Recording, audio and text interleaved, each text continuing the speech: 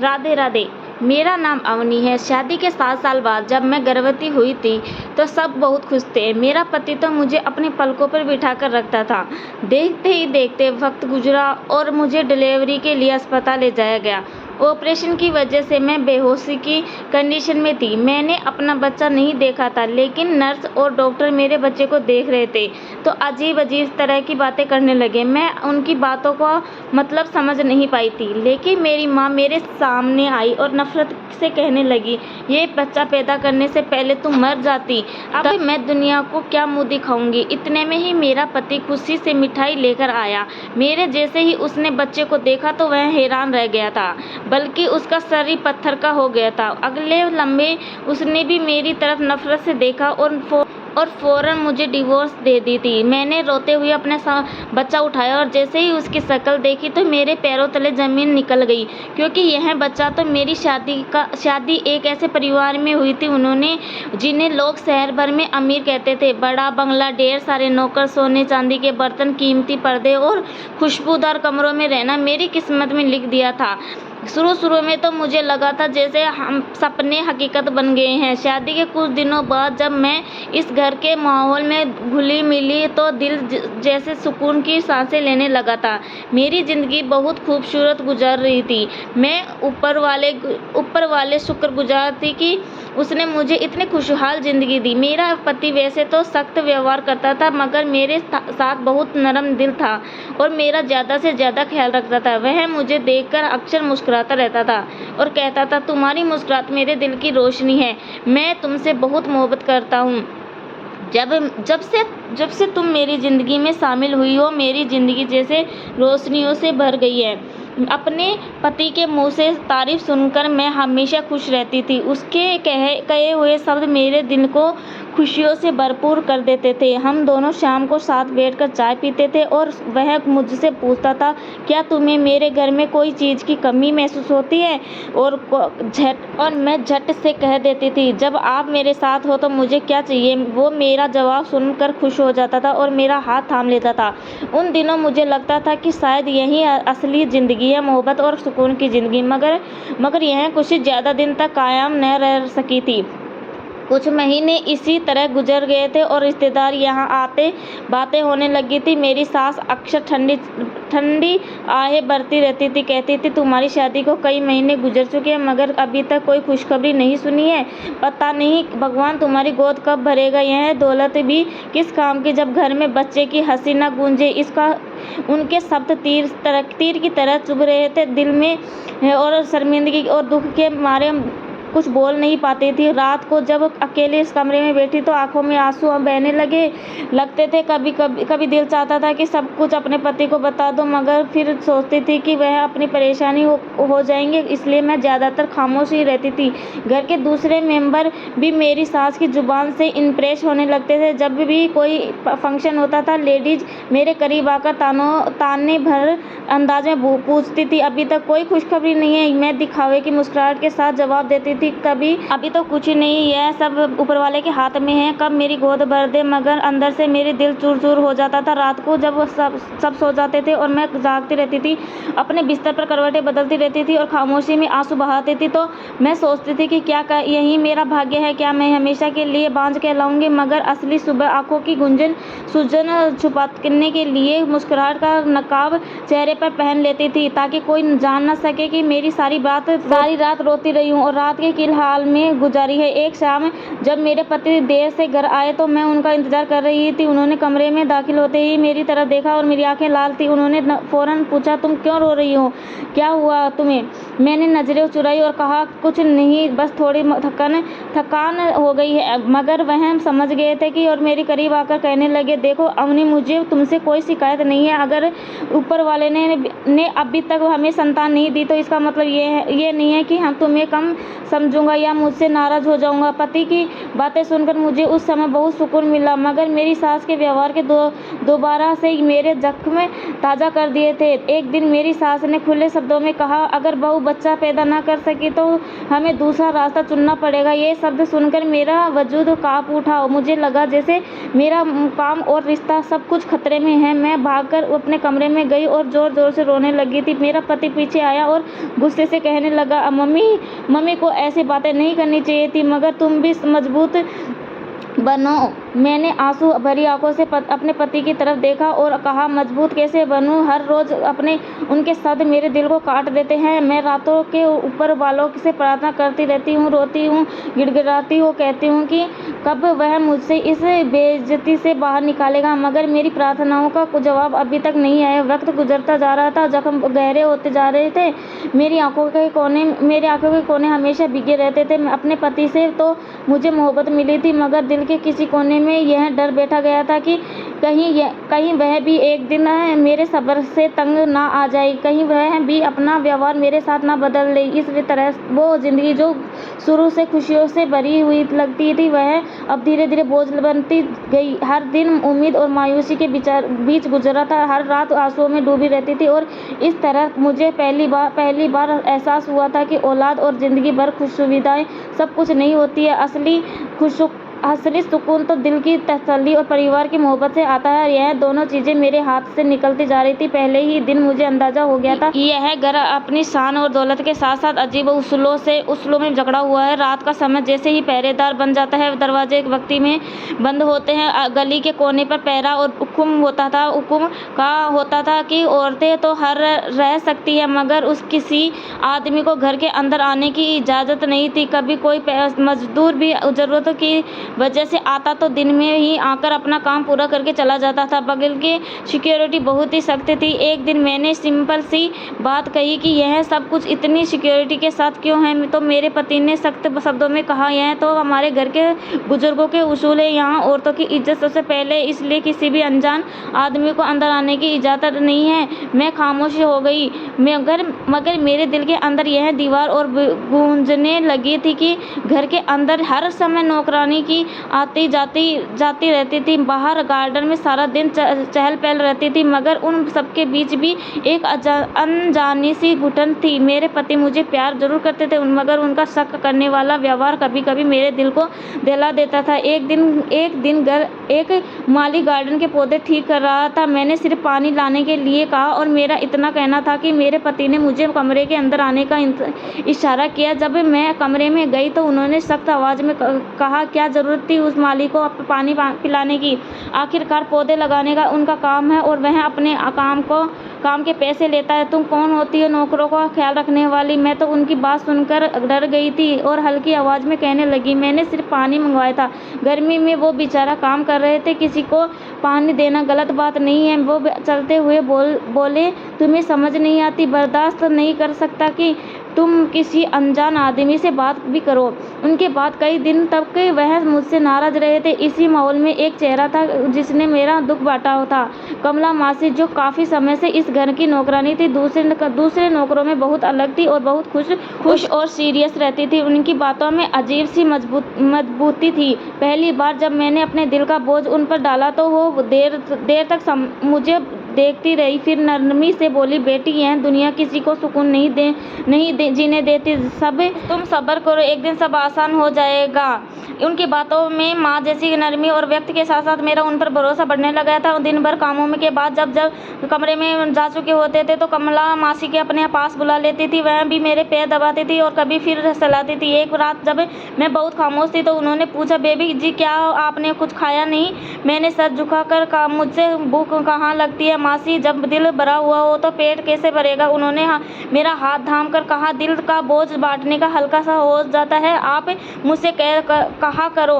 कभी कभी वह अपने किस्से में सुनाया कहती थी कि मैंने भी बहुत दुख सहे हैं, मगर मैंने सीख लिया है कि दूसरों को सहारा देना सबसे बड़ी भलाई है। उनकी कहानियाँ सुनकर मेरा दिल मजबूत होने लगा था। मैं सोचती थी कि अगर यह इतनी सख्त जिंदगी के बावजूद मुस्कुरा सकती है तो मैं क्यों नहीं। एक दिन घर में मेहमान आए हुए थे। सारी औरतें अपने जेवर पहनी बच्चों के साथ बैठी हुई थी। किसी ने मुझसे कहा, भाभी आप भी हमारे पास आओ, आपके पास जो टाइम होगा, कोई बच्चा ना हो तो फुर्सत होती है। कितना कहकर वह हंसने लगी और उनकी हंसी मेरे दिल को छीलने लग गई थी। मैं अंदर जाकर रोने लगी थी और कमला मासी मेरे कमरे में आई, पूछने लगी, बेबी जी क्यों रो रही हो, आपकी आंखों में आंसू क्यों हैं?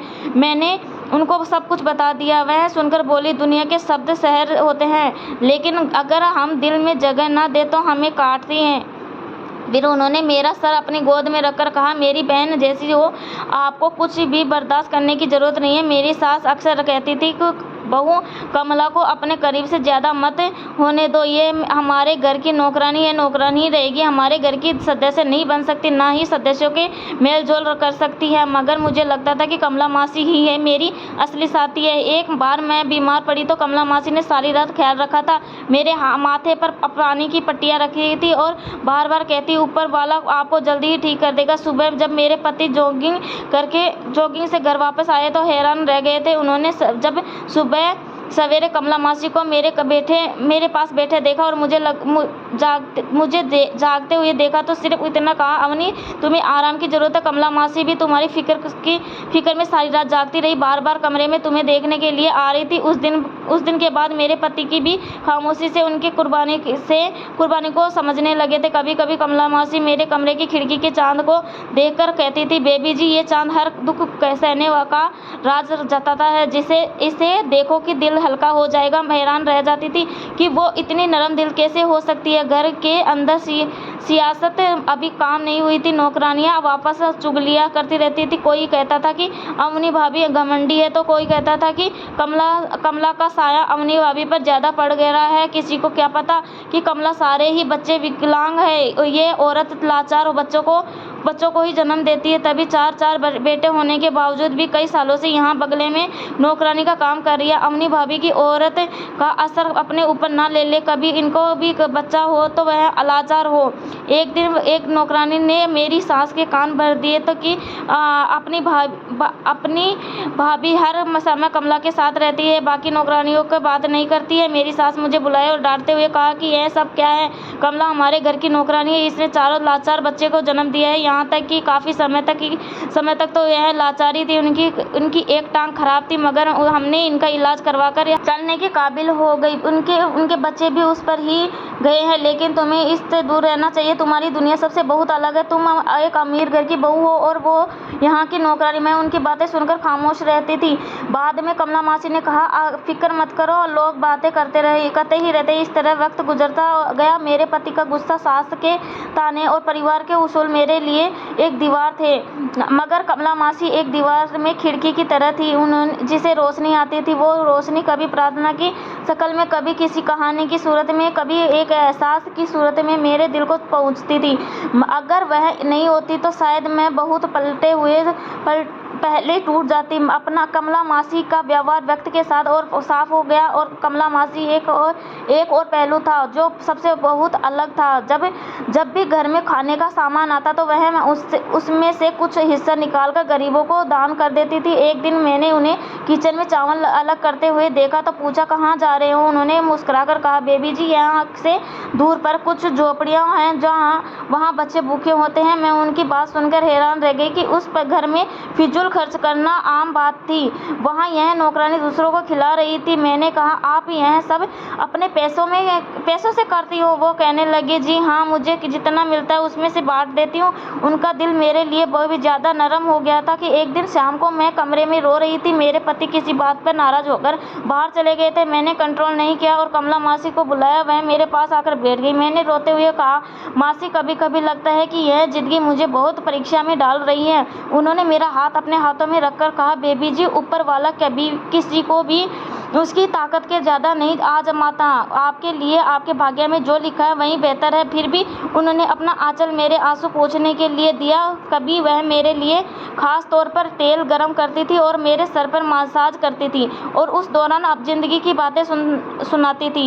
एक रात उन्होंने कहा, बेबी जी, मैंने अपनी माँ को बहुत कम उम्र में खो दिया था। अब मेरी फिर शादी हुई तो पति भी दिन रात मारता था। मुझे कमी होती थी, अपने टांग से ठीक से चल नहीं सकती थी। ऐसा नहीं था कि मैं बचपन से ही ऐसी थी। एक बार अपने पिता के साथ जा रही थी, तभी अचानक एक गाड़ी वाला मेरे पैर को चला गया था, जिसकी वजह से मैं ठीक से चलती नहीं थी। हम लोग इतने करीब थे कि इलाज नहीं हो सका। डॉक्टर ने कहा था कि अगर मुझे वक्त पर इलाज मिल जाता तो मेरा पैर ठीक हो सकता था, मगर वक्त गुजरता गया। शादी हुई तो मेरे पति ने मेरे ऊपर जुल्म करने शुरू कर दिए। वह मुझे लंगड़ी कहता था। फिर मैंने अपने बड़े बेटे को जन्म दिया तो वह विकलांग निकला। मेरे पति ने मुझ पर और भी ज्यादा अत्याचार करने शुरू कर दिया था। कहा कि यह सब तेरी वजह से हुआ है, अगर तू ठीक होती तो मेरा बेटा भी ठीक होता। फिर इसी तरह चार बच्चे और चारों ही बेटे होने के बावजूद भी विकलांग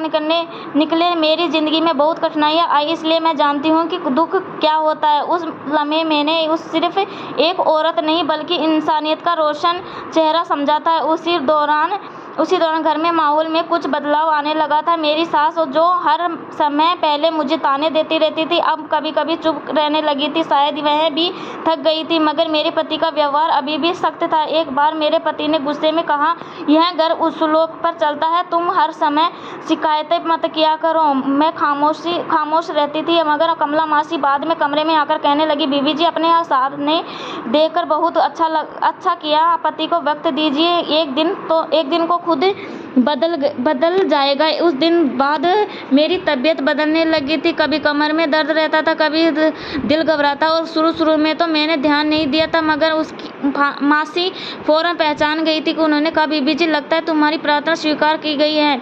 मैंने डरते हंसकर कहा, ऐसी बात मत करो, मेरे दिल धड़कने लगा है।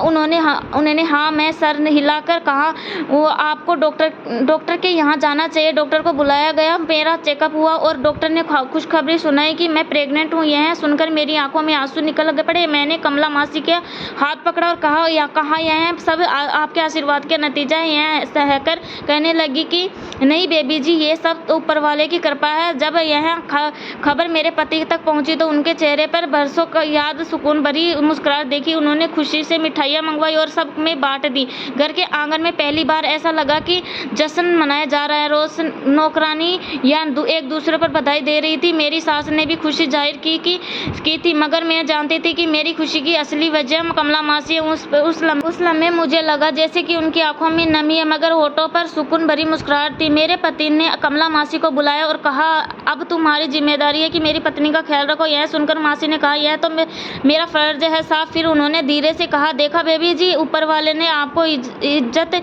भी दे दी और खुशी भी। अब आपको सिर्फ आराम करना है। वक्त के साथ मेरा दिल बदलने लगा था। वह अकेलापन, वो ताने सब जैसे दूर होने लगे थे। कमला मासी हर लम्हा मेरे करीब रहती थी। कभी मुझे दवाई याद दिलाती थी तो कभी कहती थी, बेबी जी, ज्यादा मत चलो, आराम करो। उनकी सेवा में ऐसी मोहब्बत थी जो रिश्तों में बढ़कर भी थी।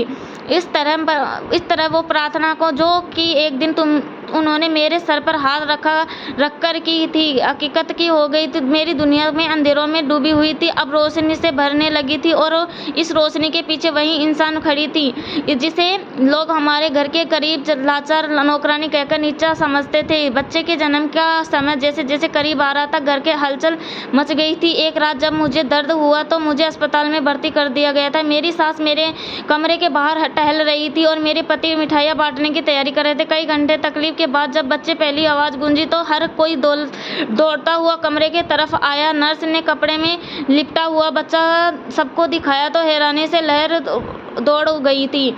बच्चे का रंग सांवला था और टांग उल्टी थी। यह सब किसी की सोच में नहीं था। सबने एक दूसरे की तरफ देखा और चर्चा हो गई कि मेरी सास ने सबसे पहले जोर से चीख कर मार कर कहा, भगवान, यह क्या हो गया? हमारी तो नाक कट गई। उनकी आवाज़ पूरे आंगन में गूंज रही थी। एक बार बार दोहराने लगी, यह बच्चा हमारे परिवार की इज्जत मिट्टी में मिला देगा। बाकी औरतें भी मुंह पर हाथ रखकर चर्चा कर रही थी। किसी ने कहा, हमें तो पता था ऐसा ही होना है। जैसी नौकरानी ने मालकिन ने रिश्ता बनाया था, उनका बच्चा उसी पर ही चला गया। उस लम्हे उस लम्हे किसी ने भी यह सोचने की कोशिश न की कि बच्चा मासूम है। मैं बेहोशी की कंडीशन में थी, लेकिन धीरे धीरे मेरे कानों में यह शब्द गूंज रहे थे। आंखों में खुली और दिल में दहला गया। मैंने नर्स से कमजोर आवाज में पूछा मेरा बच्चा कहाँ है, लेकिन जवाब देने के बजाय वह एक दूसरे को देखने लगी। डॉक्टर ने सर झुका लिया। उससे पहले मैं कुछ समझती मेरे पति हाथ मिठाई का डब्बा लेकर मैं कमरे में दाखिल हुए तो उनके चेहरे पर मुस्कुराहट थी। वह कहने लगे,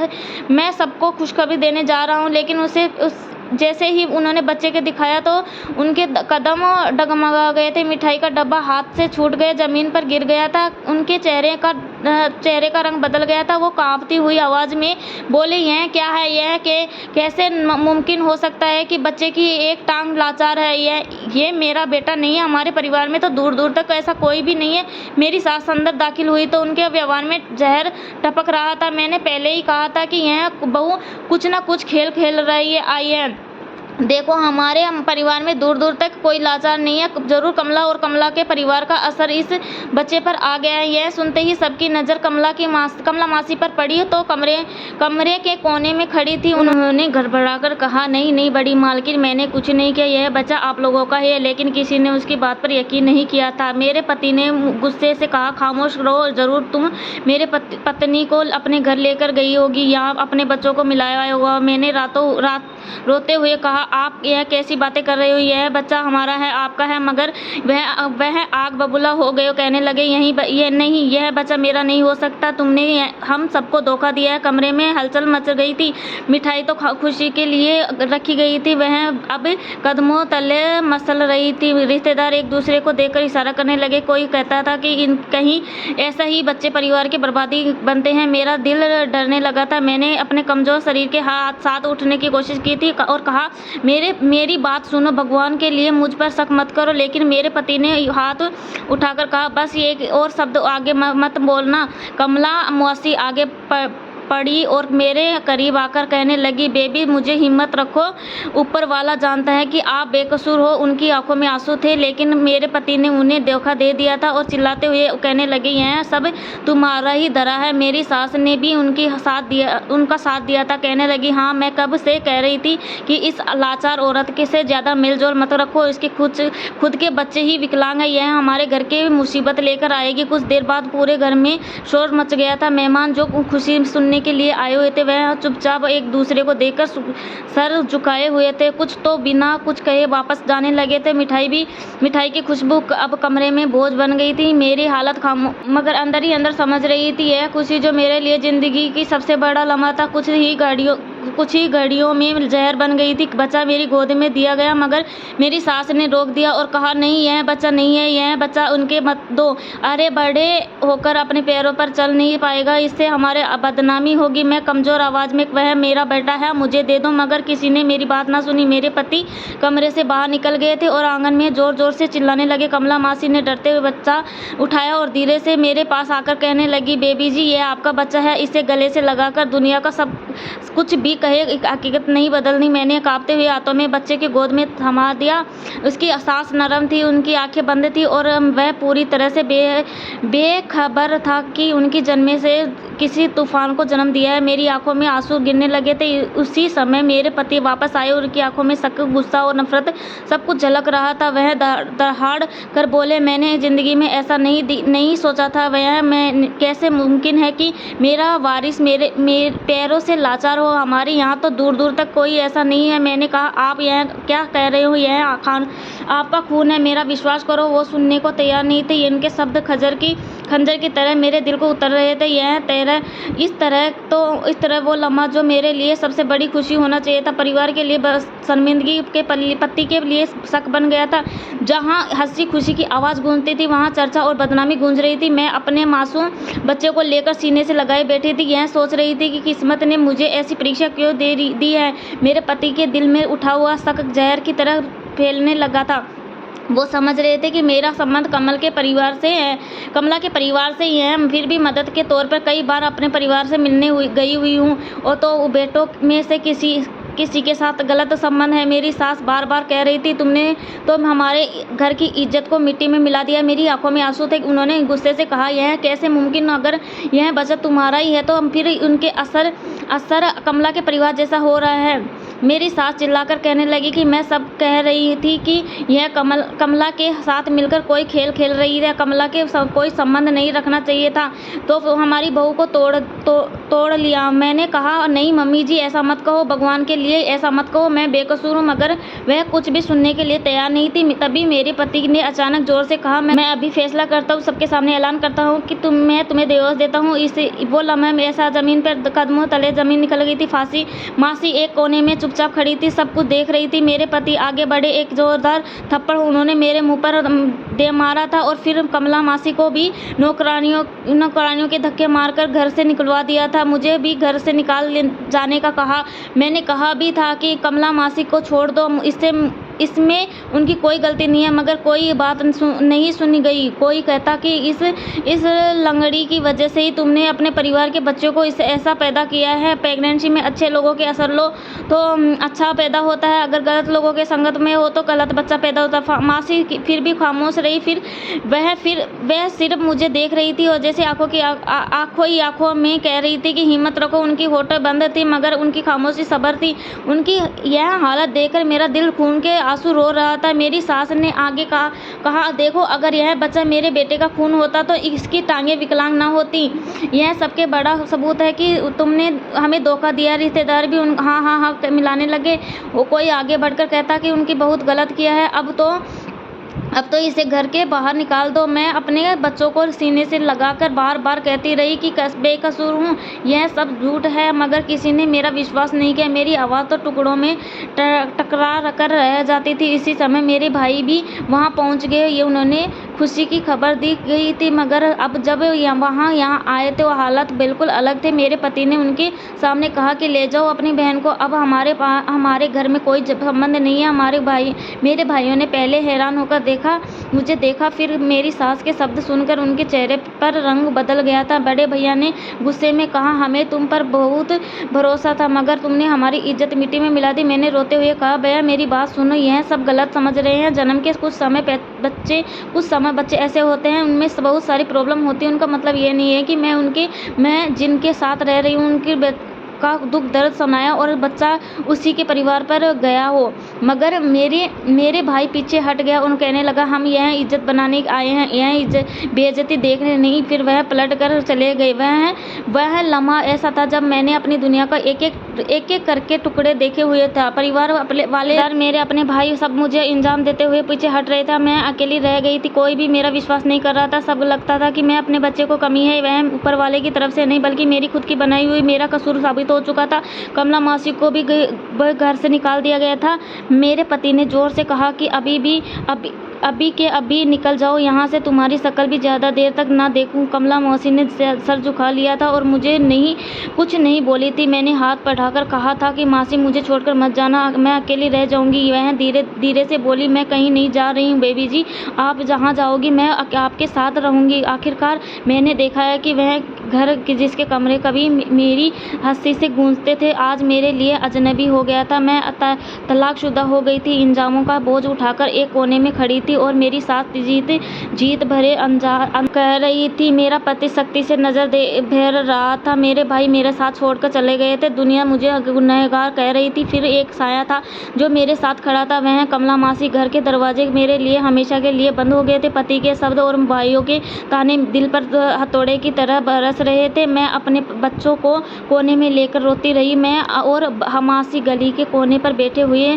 थे। मासी ने मेरे सर पर हाथ रखा और कहने लगी, बेबी जी यह सब वक्त का खेल है। लोग कुछ भी कहने लगे लेकिन आपको हिम्मत नहीं हारनी है और सच एक दिन सबके सामने जरूर आएगा। मैंने रोते हुए कहा, मासी मैंने कौन सा पाप किया है? यह बच्चा मेरा है, मेरे पति का है, मगर वह इस बात को नहीं मान रहा है। मासी ने मेरे आंसू साफ करते हुए कहा, आंखों से नहीं देखते, वह कानों से सुनते हैं और जुबान पर भरोसा करते हैं। अभी वही सब पर भारी है, मगर जानती हूँ कि आप बेकसूर हो। उनके शब्द मुझे अंदर तक तक सो रहे थे। मासी मुझे अपने साथ अपने घर ले गई। वहाँ लाइन से एक-एक करके उनके चारों विकलांग बैठे हुए थे। उन पर सभी में कोई ना कोई कमी नज़र आ रही थी। उन सबको देखकर मेरी आँखों में आँसू आ जाते थे। अगली सुबह मैं आंगन में बैठी हुई थी। जब कुछ औरतें ज़ोर-ज़ोर से बातें करने लगी। एक ने कहा, देखो यही है वह औरत जिसने परिवार का नाक कटवाई है। दूसरी ने हंसते हुए कहा, अब देखना इसे कोई सहारा नहीं मिलेगा। मैंने चेहरा झुका लिया था और जल्दी से कमरे में वापस आ गई थी। मासी ने पीछे आई। उन्होंने दरवाज़ा बंद कर लिया था और कहने लगी, आप दूसरों की बातों पर ध्यान मत दो। ये वही लोग हैं जो कल तक आपके साथ खाते थे, आज दुश्मन बन गए हैं। उस दिन शाम को एक पुराना नौकर आया। वह कई सालों से मेरी ससुराल की हवेली में काम कर रहा था। उसने धीरे से कहा, बेबी जी, मुझे बहुत अफसोस हुआ कि ये सब हुआ, मगर आप फिक्र मत करो, कमला आपका साथ नहीं छोड़ेगी। यह सुनकर मेरी आंखें भर आई थी। मैंने सोचा शायद अब मेरा असली सहारा ही यही है। ये यही औरत है जो एक माँ की तरह मेरा ख्याल रखती है। वह मुझे एक गरीब औरत होने के बावजूद भी अपने साथ खाना खिला रही थी। वो मेरे करीब आकर बैठ गई और कहने लगी, बेबी जी, लोगों ने मुझे सारी ज़िंदगी ताने ही दिए हैं। लोग कहते थे कि मैं मनहूस हूँ, मगर मैंने सीखा कि ताने सिर्फ कानों तक ही आने चाहिए, दिल तक नहीं। आपको भी ऐसा मेरे जैसा ही बनना चाहिए। जय मैं थकी नहीं हुई आवाज़ में कहा, लेकिन जब आप अपनों से जख्म मिले जैसे बर्दाश्त हो पाई। भाई, पति, सब ने मुझे धुतकार दिया। कमला मासी ने मेरा हाथ थाम कर कहा, मैं आपकी माँ सम्मान हूँ, आपको कभी अकेला नहीं छोड़ूंगी। कुछ दिन इस तरह गुजर रहे थे। मोहल्ले में वाले मुझे देखकर रास्ता बदल देते थे। औरतें चुगलियाँ करती थी। कोई कहता था, यही वही औरत तलाक हो गई है। कोई कहता, उसका बच्चा विकलांग है। मैं अंदर ही अंदर टूटती जा रही थी, मगर कमला मासी ने दिन मेरे पास खड़ी रहती थी। वह मुझे खाना देती और मेरा काम करती थी। जब मैं कमज़ोर हो जाती थी तो मेरे बच्चे को अपनी गोद में उठाकर थप्पी देती थी। एक दिन मैं कमला मासी ने से कहा, अगर तुम नहीं होती तो मैं कब की हार चुकी होती। उन्होंने मुस्कुराकर जवाब दिया, बेबी जी, ऊपर वाले ने मुझे आपके लिए भेजा। एक सुबह मैंने सोचा कि तुम बच्चे को बाहर आंगन में धूप दिखाऊं। जैसे ही मैं निकली तो मोहल्ले की एक औरत आई और ताना देते हुए अंदाज में कहने लगी, बेचारा विकलांग हो गया, वो देख विकलांग हो गया। मेरी आंखें भर आई थी। मैंने बड़ी मुश्किल से खुद को कंट्रोल किया। कमला मासी आगे बढ़ी और सख्ती से कहने लगी, जुबान संभाल कर बात करो, ये बच्चा ऊपर वाले की देन है। वह औरत घबराकर पीछे हट गई, मगर जाते जाते कह गई थी कि दुनिया तो यही कहेगी कि नजर आ रहा है। वह शाम को मेरे लिए बड़ी भारी थी। मैं बिस्तर पर लेटी बार बार सोचती रही, क्या दुनिया मेरा यकीन कब करेगी। मैं धीरे से प्रार्थना की, भगवान मुझे इंसाफ दे दो। मासी मेरे करीब बैठी थी। उन्होंने मेरा सर सहलाते हुए, बेबी जी, प्रार्थनाएं कभी बर्बाद नहीं जाती। आपकी आवाज़ आसमान तक जरूर पहुंचेगी। जो सपने मैंने देखे थे वह अब एक रोशनी की तरह मेरे आसपास घूम रहे थे। मेरा बच्चा मुस्कुरा रहा था और मैं चौंक कर उठ गई। मासी जगी हुई थी। उन्होंने कहा, बच्चे के सपने अक्सर पैगाम होते हैं, यह आपके लिए उम्मीद है। इस बात ने मेरे दिल पर नया हौसला जगाया। कुछ दिन बाद मेरी तबीयत ज़्यादा बिगड़ गई थी। शायद लगातार रोने और कमजोरी की वजह से मैं बेहोशी की कंडीशन में आ गई थी। कमला मौसी ने खुद मेरे लिए वैद्य जी की बुलाया था। उन्होंने मेरा इलाज किया और कहने लगा कि बेटी बहुत दुख सह रही है और इसे आराम की ज़रूरत है। कमला मासी ने सुकून से कहा, इसका बहुत ख्याल रखेगी, प्रार्थना करो और जल्दी से जल्दी इस तबीयत ठीक कर दो। इसी तरह वक्त गुजरता जा रहा था। दुनिया के ताने इंजाम कम नहीं हुए थे, मगर मासी की मजबूती मेरे लिए सहारा बनी थी। हर रोज़ वह मुझे समझाती और हौसला देती और कहती, यह बच्चा आपका सहारा बनेगा। मैंने उनकी बात को दिल से मान लिया था। अब मेरा मकसद भी यही था और मेरा बच्चा उनमें जैसी की भी कमी है उनकी परवरिश करती रहूँगी, इसका ख्याल रखूँगी। मासी के चारों बेटे एक तरफ बैठे रहते थे। मासी उनको अपने हाथों से खाना खिलाया करती थी, उनका बहुत ख्याल रखती थी। आखिरकार वह उनकी माँ थी और एक माँ अपने बच्चों को मजबूत होने वाली कमी को कभी भी नज़रअंदाज नहीं करा सकती थी और ना ही उनकी कमी की वजह से उन्होंने छोड़ सकती थी। वक्त गुजरता जा रहा था। लोगों के लाख ताने सहने के बावजूद भी मैं कमला मौसी अपने बच्चों को ख्याल रखती थी। कमला मौसी मेरी खातिर शहर में जाकर बड़े बंगले में नौकरी करती थी और वहाँ से जो पैसे लेकर आती थी उन सबसे हमारा गुजारा होता था। एक दिन कमला मौसी ने कहा, बेबी जी, मुझे लगता है कि अब हमारा इस गाँव में रहना ठीक नहीं है, हमें कहीं और चलना चाहिए। मैंने कहा, मासी, हम आखिरकार कहाँ जाएंगे। उन्होंने कहा, मैं बंगले में नौकरी कर रही हूँ, वहाँ की मालकिन को एक नौकरानी की और ज़रूरत है। उन्होंने कहा कि वह हमें रहने के लिए क्वार्टर भी दे देंगे, हम लोग वहाँ रह लेंगे और मैं और आप मिलकर वहाँ नौकरी कर लेंगे। मैंने कहा यह रास्ता तो बिल्कुल ठीक है। फिर हम दोनों वहाँ नौकरी करने के लिए चले गए थे और वहीं पर रहते हुए नौकरी करने लगे थे। जो कभी किसी की बड़ी हवेली की मालकिन हुआ करती थी, वह शहर के बड़े बंगले की नौकरानी बन गई थी। मुझे इस बात का कोई अफसोस नहीं था, मगर अपने बच्चे की खातिर मुझे इतना तो करना ही था। यहाँ बहुत सुकून था, किसी के ताने नहीं थे। हम मेहनत करते और मेहनत से पैसा कमाते और कमला मासी अपने चारों बच्चों का ख्याल रखती थी और मैं अपने बेटे का ख्याल रखती थी। यहाँ की मालकिन बहुत ही अच्छी थी, लेकिन अकेली थी, उसके आगे पीछे कोई नहीं था और अकेली ही सारी जायदाद संभाल रही थी।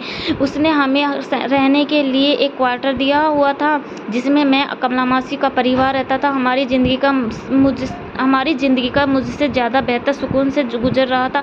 मैं अपने बेटे को गोद में लेकर प्रार्थना करती रहती थी कि एक न एक दिन यह मेरा सहारा ज़रूर बनेगा। धीरे धीरे मेरा बेटा बड़ा हो रहा था। मासी अक्सर मेरे बेटे के पास बैठ जाती थी और उसे प्यार करती थी। कहती थी, बेटा, दुनिया जो भी कहती है उस पर कभी अफसोस न करना। मैं सिर्फ तेरे लिए प्रार्थना करती हूँ कि जैसे मेरी ज़िंदगी बर्बाद हुई, मेरे बच्चे लाचार हैं, ऐसे तू लाचार ना रहे। ऊपर वाला एक दिन चमत्कार ज़रूर दिखाएगा। और फिर एक कमला मासी की प्रार्थना एक दिन पूरी हो गई। एक दिन ऐसा चमत्कार हुआ जिसने सब कुछ बदल कर रख दिया। मेरा बेटा 1 साल का हुआ तो उसने ज़मीन पर अचानक कदम उठाया था। उसे देखकर मेरे होश उड़ गए, क्योंकि वह एक कदम उठाकर नीचे गिर गया था और उसके पैर जो जन्म के समय पीछे की तरफ मुड़े हुए थे, वह उसके बढ़ते हुए शरीर के साथ साथ सीधे होते जा रहे थे। मैं बहुत खुश हुई कि मैंने अब यह खबर मासी को सुनाई तो उसकी आंखों में भी आंसू आ गए थे। एक दिन मासी मुझे शहर के एक डॉक्टर के पास लेकर गई। वहाँ मैंने अपने बेटे के चेकअप करवाया तो डॉक्टर ने कहा, यह आपके बेटे का इलाज मुमकिन है, आपका बेटा ठीक हो सकता है, लेकिन इलाज में ज़्यादा पैसे खर्च होगा। मैंने कहा, मेरे पास तो इतने पैसे नहीं है।